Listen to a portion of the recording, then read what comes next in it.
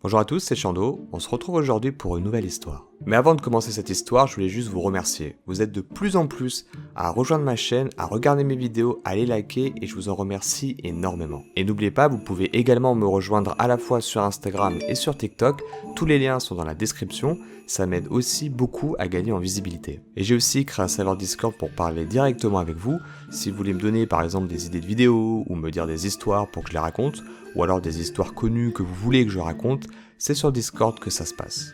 Pareil, le lien en description. Bref, trêve de bavardage et de mondanité, c'est parti pour l'histoire. Aujourd'hui, nous allons parler de l'histoire de Sophie. Sophie est une jeune américaine qui adore prendre la route. Elle vient d'une famille très défavorisée, donc dès qu'elle a acheté sa première voiture, c'était vraiment important pour elle, comme un accomplissement d'une vie entière. Comme quand vous devenez propriétaire, ou alors vous vous mariez, vous avez des enfants, c'était une vraie étape importante de sa vie. Elle aimait tellement sa voiture qu'elle l'utilisait très souvent, surtout pour faire des virées et surtout des virées nocturnes. Mais vous vous en doutez bien, un beau jour, ces virées nocturnes ne vont pas se passer tout à fait comme prévu et ça va grandement changer ses habitudes pour le reste de sa vie. Mais avant de vous en dire plus sur cette histoire, générique.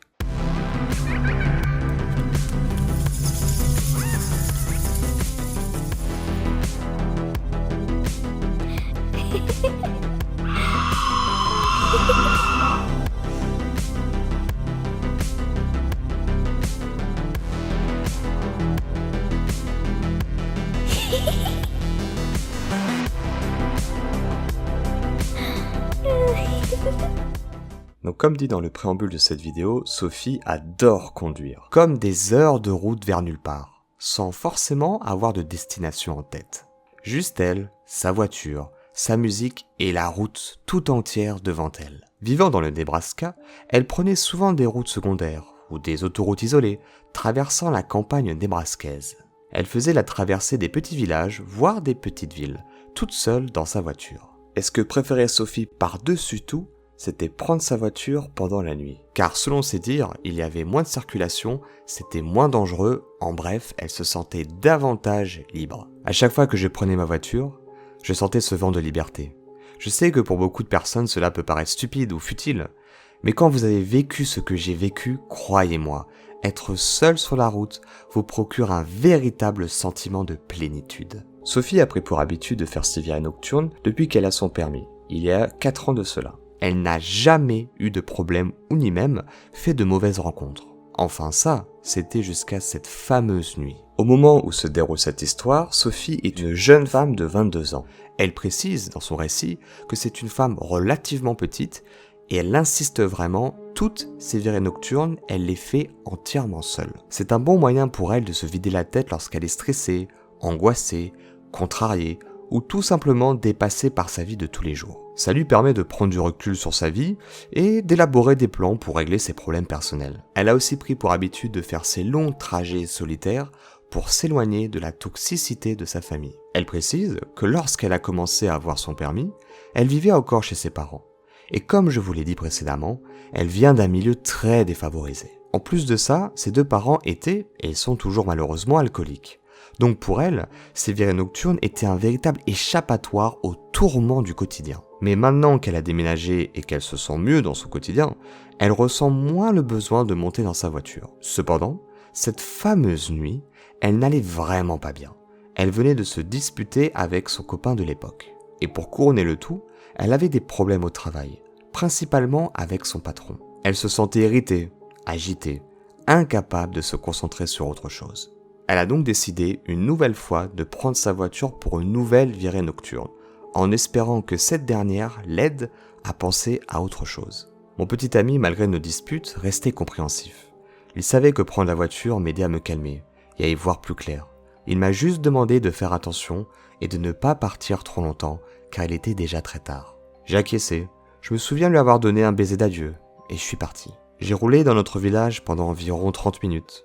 Mais je me sentais toujours nerveuse à propos de tout ce qui se passait dans ma vie personnelle. Alors j'ai décidé de conduire plus au nord, sur ces autoroutes à voies familières, sombres et sinueuses. Je dirais que j'ai gardé la voiture à une vitesse constante de 80 km/h, prenant les virages à un rythme plus lent au cas où un cerf surgirait des sous-bois. Cette allure me permettait également, tout simplement, d'admirer l'opaque obscurité vide des champs enneigés et des arbres dénudés. Honnêtement, si je dois être totalement sincère avec vous, il y avait quelque chose d'effrayant d'être toute seule sans aucune voiture en vue. Au milieu de nulle part, les quelques maisons se trouvant à des kilomètres de là. Il y avait quelque chose, une atmosphère de vieux films d'horreur des années 80. Cet instant m'a directement fait retourner en enfance, quand je regardais avec mon père ces vieux films d'horreur, trop jeune sûrement, pour comprendre vraiment de quoi il s'agissait. Je me souviens avoir passé des heures sur le vieux canapé du salon à regarder des épisodes de Jason Vendredi 13, Freddy les griffes de la nuit, ou bien même encore un bon vieux film cliché et nanar d'Halloween. Autant vous dire qu'à ce moment-là, je m'attendais à voir apparaître un fantôme dans mon rétroviseur, ou à voir quelqu'un sortir brusquement de la forêt avec un masque de hockey. Et malheureusement, elle n'était pas si loin de la réalité. Et la seule lumière que Sophie pouvait voir à ce moment-là était celle de sa propre voiture, de ses propres phares. Il était maintenant environ 11h du soir, et elle se promet à elle-même que, une fois arrivée dans le prochain village, elle prendra une autre route et rentrera directement chez elle. À cette heure tardive, vous vous doutez bien que son copain doit être mort d'inquiétude, ou du moins, s'il est normalement constitué, se demander où elle se trouve. Le village était peut-être à 15-20 minutes de là, mais hormis son imagination débordant, imaginant le pire, sûrement dû à tous les films d'horreur qu'elle regardait dans sa vie, elle n'avait franchement pas grand-chose à craindre, non ? Elle était toute seule sur cette route à cette heure-ci. Et Sophie avait la certitude que rien ne pouvait lui arriver. Sophie prend un autre virage sur la route et remarque au loin un véhicule à l'arrêt, avec ses feux de détresse allumés. C'était une sorte de berline de couleur sombre. C'était difficile à dire à cette distance et en pleine nuit. Une partie de la voiture était sur la route et l'autre partie dans le fossé, comme si la voiture venait de faire un accident et s'était arrêtée d'urgence sur le bas-côté. La porte du côté conducteur était grande ouverte. Sophie commence à ralentir tout doucement pour passer sur le côté de la route qui reste encore accessible. Une fois arrivée au niveau de la voiture, elle remarque quelque chose qui pouvait ressembler à du sang à l'intérieur du véhicule. Je n'ai vu personne, ni sur la route, ni dans la voiture. J'étais la seule personne ici. Dans cette partie du pays, les portables ont du mal à capter du réseau. Et le plus souvent, il n'y a tout simplement aucun réseau. Le seul moyen d'avoir du réseau est de se rapprocher d'une ville. Et cette soirée-là n'a pas fait exception à la règle, Sophie n'avait aucun réseau. Donc pour vous résumer la situation, j'étais une femme seule sur la route, en pleine nuit, au milieu de nulle part, sans réseau, à côté d'un véhicule inoccupé mais immaculé de sang. La peur, tout doucement, commençait à me gagner. Je sais ce que vous devez penser à ce moment-là, mais je ne suis pas idiote. J'ai regardé un nombre incalculable d'épisodes d'Esprit criminel. J'ai écouté tellement de podcasts d'horreur que je ne saurais même pas les compter. Croyez-moi, je sais faire la différence entre une situation étrange et dangereuse. Mais il y avait encore une petite partie de Sophie qui s'inquiétait que quelque chose d'horrible soit arrivé à l'occupant de la voiture. Et elle se devait d'aider cette personne et de vérifier s'il y avait encore quelqu'un à proximité. Pour rappel, ces routes, c'est des routes de campagne, elles sont totalement isolées. Donc si quelqu'un est dans le danger, seule apparemment Sophie peut les aider. En plus, on est aux alentours de 11h et il n'y a pas forcément beaucoup de passages. Et pour finir, Sophie précise bien dans son récit qu'on se trouve en plein hiver, que les températures sont parfois très froides, voire négatives. Donc si quelqu'un est vraiment blessé à cette heure-là, c'est sûr et certain, s'il n'a pas d'aide, il ne passera pas la nuit. Donc si quelqu'un était blessé et en danger, la seule personne pouvant les aider était Sophie. Ne pas le faire, ça serait l'équivalent d'une non-assistance à personne en danger, et ça, pour Sophie, c'est inconcevable. Il était donc temps de faire quelque chose. Mais Sophie, sûrement par excès de prudence,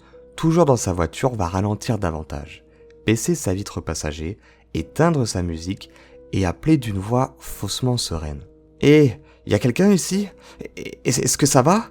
Mais Sophie n'entendit aucune réponse, juste le silence. Malgré qu'elle n'ait absolument rien entendu après son premier appel, elle n'est pas prête à sortir du véhicule pour faire ses investigations. Elle va donc décider de réitérer sa démarche une dernière fois, et si elle n'entend rien, elle se promet d'aller à la ville la plus proche et d'appeler les ambulances, de donner la localisation exacte du véhicule pour que quelqu'un professionnel puisse leur venir en aide. Sophie, d'une voix hésitante, crie une nouvelle fois. « Hé, y a quelqu'un ? Qu'est-il arrivé ? Ça va ? Je vais appeler la police !» Encore un silence pendant un court moment. Puis, soudainement, Sophie entend un bruissement provenant des arbres, suivi d'une voix bourrue à peine perceptible. Donc Sophie était sur le point de sortir de sa voiture pour donner assistance à cette personne. Elle le sait, si elle le fait pas et si c'est vraiment son sang dans la voiture, cette personne ne passera pas la nuit. Mais au moment de sortir de la voiture, elle remarqua 3 choses quasiment simultanément. Il n'y avait aucun dommage sur la voiture. Capot, vitres, porte, lumière. La voiture semblait flambant neuve. Étrange, compte tenu du sang à l'intérieur. Si vous faites un accident qui génère cette quantité de sang, il doit forcément au moins avoir une bosse sur le véhicule ou une vitre brisée. Mais là, il n'y avait rien. Absolument rien. Dans son rétroviseur, elle aperçoit quelqu'un qui sortait de derrière la berline et cette personne se dirigeait à toute allure vers sa voiture. Et cette personne, du moins à la distance à laquelle Sophie arrive à le voir, ne présente aucune marque de sang. Et pire encore, il porte un masque. Pas un masque contre le Covid ou un masque de ski, ce qui aurait été logique vu la saison. Mais l'un de ces masques que vous verriez dans les films comme Purge. Et cette personne tenait quelque chose dans sa main. Elle n'a pas vraiment réussi à distinguer ce que c'était. Peut-être un démon de pneu ou un pied de biche. Une chose est sûre, cela ne valait rien qui vaille. À cet instant précis, et sans grande surprise, Sophie a appuyé sur l'accélérateur et elle a conduit comme une chauve-souris tout droit sortie de l'enfer. Son cœur battait la chamade et elle tremblait de tout son corps. J'ai jeté un dernier coup d'œil dans mon rétroviseur pendant que je m'éloignais, principalement pour voir s'ils montaient dans leur berline. L'homme avec l'arme était toujours au milieu de la route, en train de me regarder. Et juste avant que je détourne mon regard, j'ai vu un second homme émerger des arbres à l'endroit exact où j'avais entendu un homme parler. Et lui aussi, il portait le même masque effrayant que l'autre type. Cette nuit-là, j'ai probablement enfreint toutes les lois du code de la route, mais que Dieu me pardonne, je voulais m'éloigner le plus vite possible de ce qui ressemblait sans nul doute à un traquenard mortel.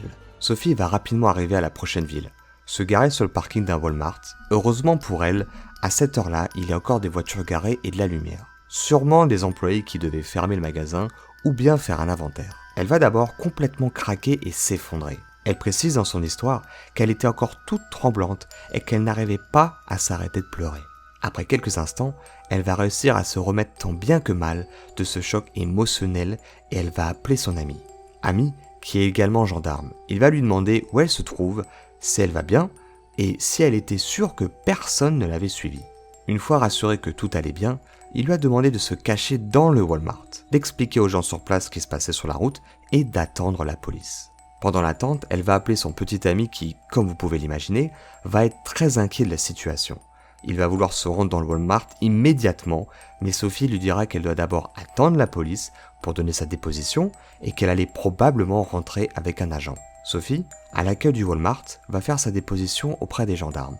Ils vont lui assurer qu'ils vont faire des investigations sur la route ou du moins à l'endroit qu'elle leur a indiqué. Mais sans caméra, sans description physique précise, sans même plaque d'immatriculation, parce que ce que vous savez pas, c'est que dans sa fuite, elle n'a pas pris le temps de noter la plaque d'immatriculation. Les gendarmes vont clairement lui faire comprendre qu'il est quasiment impossible de les retrouver et qu'à cette heure-là, ils sont déjà certainement très loin. Une voiture de police va escorter Sophie jusqu'à chez elle en passant par une autre route, au cas où quelqu'un essaierait quand même de la suivre. Une autre voiture de police va se rendre à l'endroit indiqué par Sophie. Sophie dira que cette nuit-là, elle n'a pas fermé l'œil de la nuit. Elle avait les yeux grands ouverts, écoutant tous les bruits suspects, avec la peur au ventre que ces deux hommes l'aient suivie et l'interrompent dans son sommeil. Depuis l'incident, elle n'a eu aucune nouvelle de la police. Elle a réussi à passer à autre chose, mais elle a quand même déménagé. Dans son récit, elle est juste reconnaissante de toujours être en vie et qu'au final, ça s'est plutôt bien passé pour elle. Mais elle a encore beaucoup de questions, que vous avez aussi certainement, qui restent sans réponse. Que faisait-il ? Pourquoi ? À qui appartenait ce sang ? Était-ce vraiment du sang ? Et surtout la question qui la hante encore aujourd'hui, que se serait-il passé si elle s'était arrêtée et sortie de sa voiture ? Elle finira son récit par vous, homme masqué qui continuez à hanter chacune de mes nuits, je n'espère ne jamais vous revoir. Et c'est ainsi que notre nouvelle histoire s'achève.